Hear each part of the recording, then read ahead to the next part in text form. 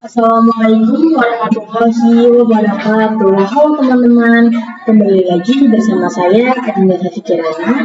Dan video kali ini kita akan masuk ke bab yang ke-16 yaitu routing topologi. Nah, di sini kita akan mempelajari tentang konfigurasi routing, share internet connection, konfigurasi NAT, konfigurasi NAT permanen part 1, konfigurasi NAT permanen part 2, fixed IP address, Debian router server, dan konfigurasi resolver. Kita masuk ke materi pertama yaitu konfigurasi routing. Routing topologi adalah routing topologi yang sudah kita setup atau kita siapkan di video sebelumnya, yang mana kita akan membuat seluruh perangkat ataupun virtual mesin kita saling berkomunikasi dengan adanya routing. Pada defaultnya, klien Ubuntu tidak bisa berkomunikasi dengan host OS. Host OS juga tidak bisa berkomunikasi dengan internal network atau server-server. Begitu juga dengan server tidak bisa berkomunikasi dengan Ubuntu. Semua perangkat yang memiliki IP network yang berbeda itu tidak bisa saling berkomunikasi pada defaultnya. Nah, seperti ini, 172 dengan 192 ini adalah IP yang berbeda network, sehingga mereka tidak bisa saling ping. Begitu juga dengan 10.10.10 dengan 192 dan 172. Nah, dengan konfigurasi routing yang akan kita lakukan kali ini, maka kita bisa membuat seluruh perangkat yang ada di sini bisa saling berkomunikasi, karena terdapat router Debian yang akan melakukan konfigurasi routing, sehingga semua perangkat kita bisa melakukan ping atau saling kirim data. Di sini, kita pastikan terlebih dahulu bahwa klien Ubuntu tidak bisa ping dengan server. Di sini ada Ubuntu client dan teman-teman bisa buka terminal. Lalu kita akan coba ping 10.10.10.2.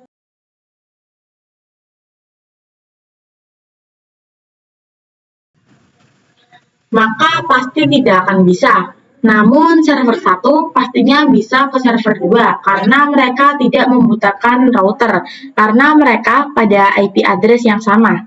Ini saya pastikan terlebih dahulu Debian server dengan Ubuntu server. Debian server memiliki IP address 10.10.10.2 dan Ubuntu server memiliki IP 10.10.10.3. Saya akan ping ke Ubuntu server.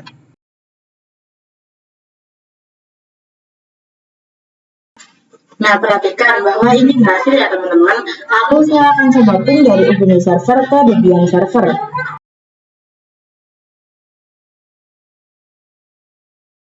Oke, ini bisa ya teman-teman. Kenapa? Karena mereka pada network yang sama. Di sini kita akan melakukan konfigurasi routing pada Debian router yang mana nantinya seluruh perangkat bisa saling berkomunikasi atau saling ping. Pertama-tama kita masuk ke router lebih dahulu. Lalu masukkan perintah nano /etc/sysctl.com.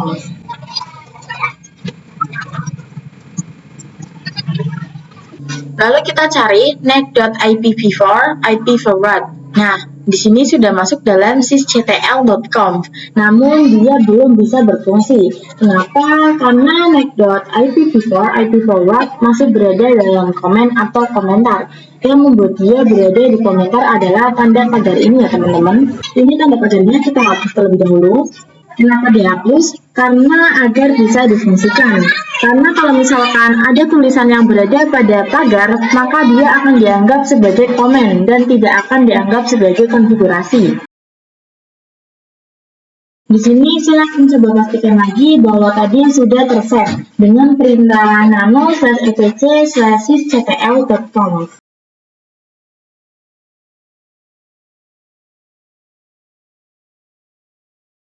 Oke, di sini seharusnya sudah bisa difungsikan ya teman-teman. Lalu step selanjutnya yaitu kita harus mengaktifkannya kembali dengan perintah sysctl-p.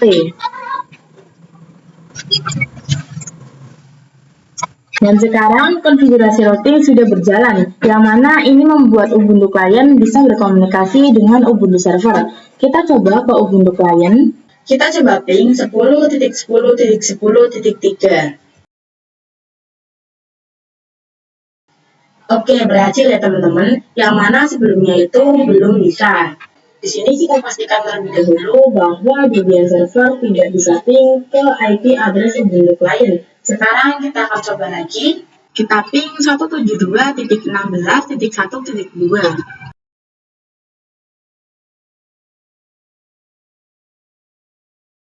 Nah, oke, berhasil ya teman-teman. Kita lanjut ke materi share internet connection. Jadi, apa sih maksud dari share internet connection?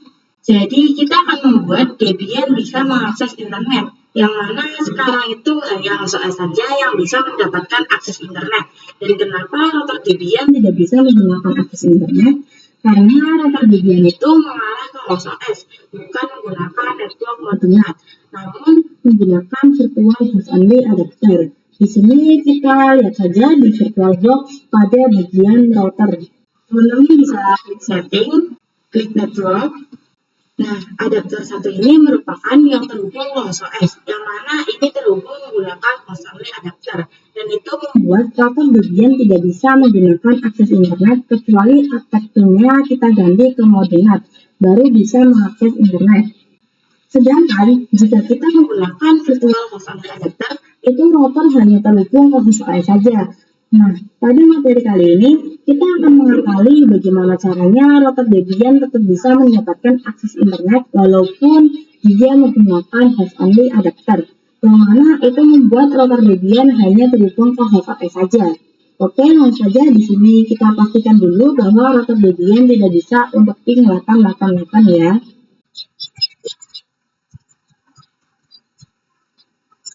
Nah, ini tidak bisa ya teman-teman, karena 88 itu merupakan internet.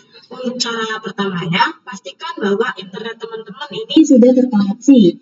Kita buka control panel, klik network and internet, network and sharing center, change adapter setting.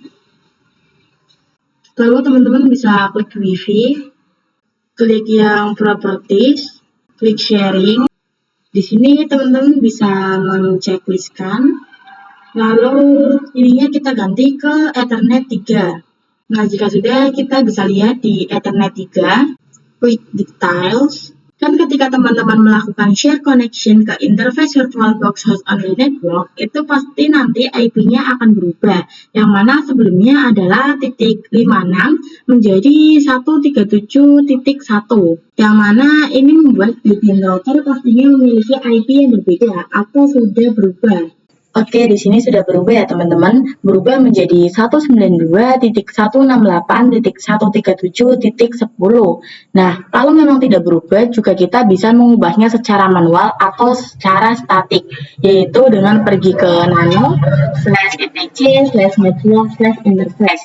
Teman-teman bisa masuk terlebih dahulu ke root.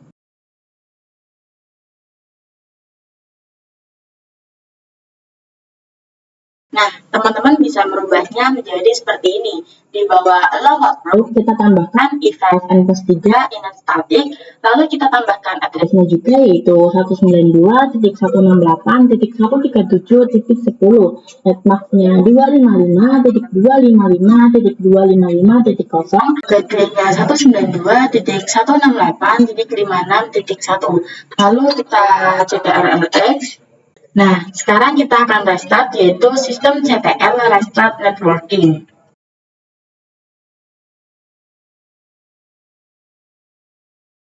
Oke, berhasil. Sekarang kita if up and post 3. Sekarang kita lihat IP address.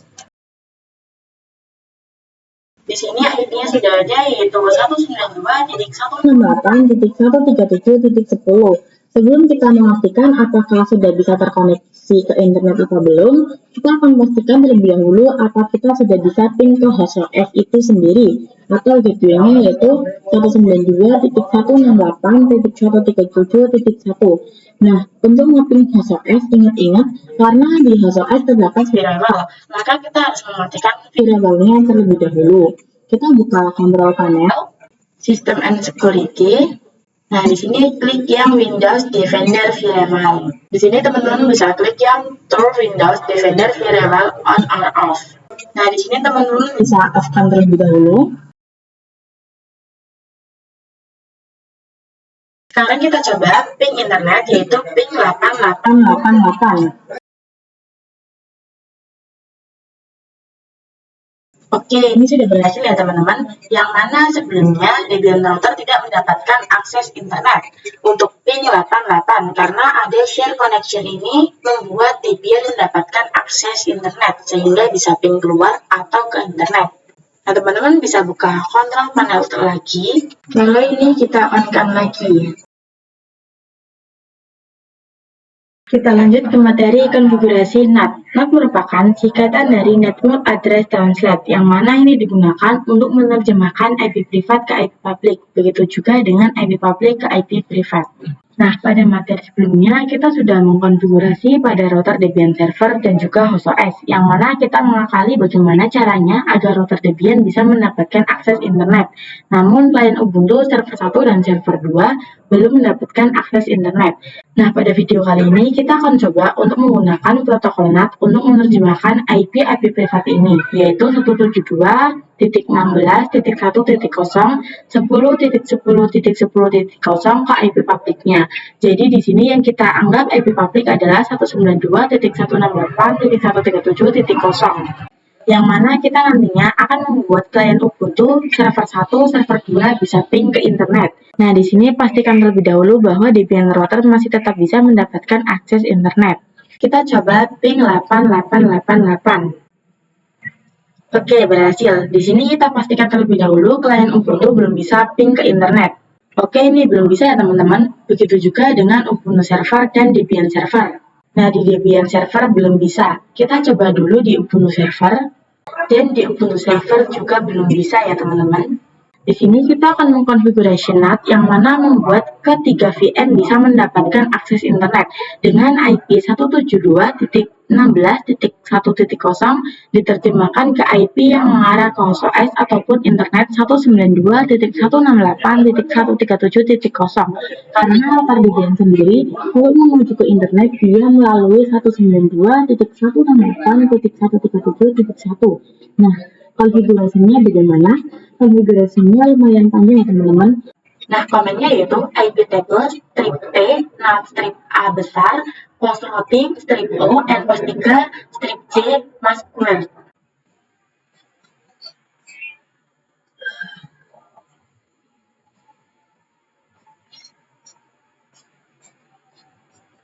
Min-O ini maksudnya adalah interface-nya ingin keluar dari mana. Jadi kita ingin menerjemahkan IP ini ke IP address yang ada pada interface mana. Karena 192.168.137 ini berada pada NPAS3. Berarti kita interface-nya keluar pada NPAS3. Nah, kalau di teman-teman keterangannya itu comment not found, itu karena belum menginstal IP tables. Komen untuk install IP tables yaitu apt strip get IP tables. Nah, karena kebetulan saya sudah menginstal IP tables-nya, maka di sini saya akan lanjut saja. Oke, di sini saya akan memastikan apakah router ini masih bisa mendapatkan akses internet dengan komen ping 88. Oke, berhasil ya teman-teman. Dan sekarang kita akan coba di Ubuntu Desktop Client. Dan dia sudah berhasil untuk mendapatkan internet, yang mana sebelumnya dia tidak berhasil karena belum dilakukan konfigurasi NAT. Kita coba juga di Ubuntu Server.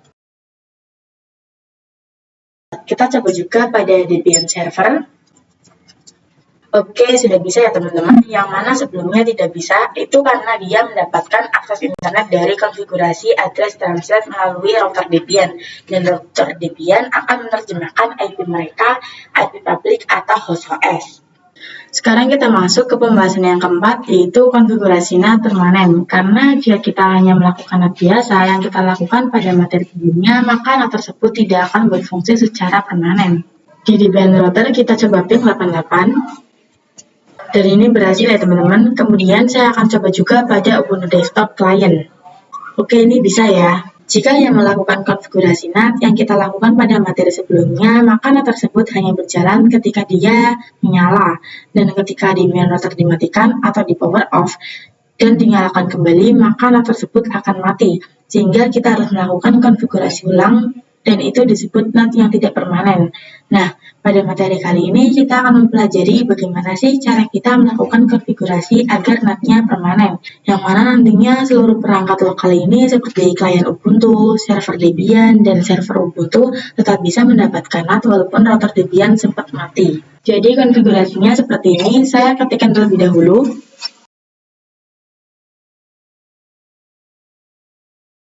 Jadi konfigurasinya seperti ini ya teman-teman, iptable strip safe tanda lebih dari /etc/iptable/rules.v4. Nah, berarti di sini kita menyimpan konfigurasi iptables ataupun konfigurasi NAT kita ke direktori iptables ini. Kemudian kita enter. Nah, di sini keterangannya no sans file or directory, yang mana kita belum memiliki direktori iptables. Jadi ini kita buat dulu dengan perintah mkdir/etc/iptables/ls. Lalu lakukan kembali konfigurasi yang di atas. Sekarang kita lihat dengan get/etc/iptables/rules.v4. Nah, ini dia konfigurasi NAT kita sudah disimpan di direktori iptables. Oke, sekarang kita masuk ke pembahasan yang kelima, yaitu konfigurasi NAT part 2. Sebelumnya kita telah mengkonfigurasi NAT permanen dengan konfigurasi NAT sebagian saja. Jadi kemarin itu kita belum selesai dalam konfigurasi NAT permanen. Setelah konfigurasi NAT part 2 ini dilakukan, maka konfigurasi NAT itu akan permanen berjalan walaupun router Debian ini telah mati atau power off. Dan jika diaktifkan kembali NAT-nya akan berjalan secara otomatis. Jadi kita tidak perlu melakukan konfigurasi ulang walaupun router Debian kita telah mati. Nah, teman-teman bisa buka Debian routernya, lalu masuk ke root, lalu masukkan komen nano/etc/apt/start.list. Kalau misalkan punya teman-teman pada tampilannya itu nggak ada seperti ini, yang punya saya ini, yang baris ketiga dan keempat, yang dep https tolo sby data utama netid/debian, maka teman-teman bisa tulis secara manual ya. Di sini saya juga menulisnya secara manual. Kemudian kita ctrl xy lalu enter. Langkah selanjutnya teman-teman bisa masukkan perintah cat spasi /etc/apt/start.list. Oke, sudah tersimak ya teman-teman. Sekarang kita lakukan update dengan komen apt update. Nah, sekarang kita akan melakukan instalasi iptables, yaitu dengan komen apt medicat install iptables seperti ini. Yang mana ini digunakan untuk menggunakan fungsi NAT secara permanen. Jadi di part 1 itu kita melakukan set konfigurasi NAT kita ke direktori iptables, yang mana kita sempat melakukan perintah ini ya, yaitu iptables strip safe tanda lebih dari /etc/iptables/rules.v4. Jadi konfigurasi NAT kita ini bisa disimpan ke dalam direktori iptables. Setelah itu kita coba ping dari Ubuntu client, pastikan bahwa ini berhasil ya teman-teman. Oke, ini berhasil ya. Sekarang kita masuk ke pembahasan yang keenam, yaitu fix IP address Debian router server. Pada pembahasan kali ini, kita akan membenarkan IP address pada Debian router dan server. Yang mana jika Debian router dan juga server itu mati, maka secara otomatis IP tersebut hilang. Contoh di sini Debian router, saya lihat IP address-nya. Di router Debian ketika saya cek IP address-nya, maka akan muncul npos 3, npos 8, dan juga npos 9. Namun, jika kita power off, maka seluruhnya akan hilang. Jadi, kita harus melakukan if up lagi. If up npos 3, if up npos 8, dan juga 9, hal tersebut akan merepotkan administrator, karena jika terdapat kasus pada lapangan, terdapat server yang sudah memiliki IP address, lalu dia mati dan menyala kembali, dan IP address-nya hilang, maka cukup merepotkan, karena ditakutkan server tersebut akan diremote dari jarak jauh, sedangkan IP address-nya mati. Sehingga itu akan membuat administrator yang meremote dari jarak jauh itu tidak bisa melakukan remote kembali. Di sini kita bisa melakukan saja konfigurasi agar IP address-nya tidak hilang. Caranya yaitu dengan komen nano/etc/network/interface. Sebelum itu kita harus masuk terlebih dahulu ke root, lalu masukkan komen yang seperti tadi. Nah, di sini kita harus menambahkan perintah auto npos 3, auto npos 8, dan juga auto npos 9. Oke, jika sudah menambahkan auto N+3, 8, dan juga 9, langkah selanjutnya adalah kita klik CTRL-X, Y, lalu Enter. Begitu juga dengan yang di Debian server, kita lakukan hal yang sama seperti tadi ya, yaitu dengan memasukkan komen nano/etc/network/interface. Sebelumnya, jangan lupa teman-teman masuk terlebih dahulu ke root. Kemudian di sini kita tambahkan auto N+3. Kemudian CTRL-X, Y, Enter. Sehingga nantinya ketika kedua ini mati dan nyala kembali, maka IP address-nya akan tetap ada. Sekarang kita masuk ke pembahasan yang terakhir, yaitu konfigurasi resolver. Pada konfigurasi resolver ini, kita akan memastikan bahwa seluruh VM bisa mendapatkan akses internet. Karena sebelumnya, kita hanya memastikan bahwa semuanya itu bisa pin ke 88 saja. Yang mana jika kita hanya bisa melakukan pin 88, itu belum tentu kita bisa mendapatkan akses internet. Karena penanda bahwa kita bisa mendapatkan akses internet itu adalah kita bisa pin ke google.com. Oke, kita coba di Debian router terlebih dahulu. Kita coba ping google.com.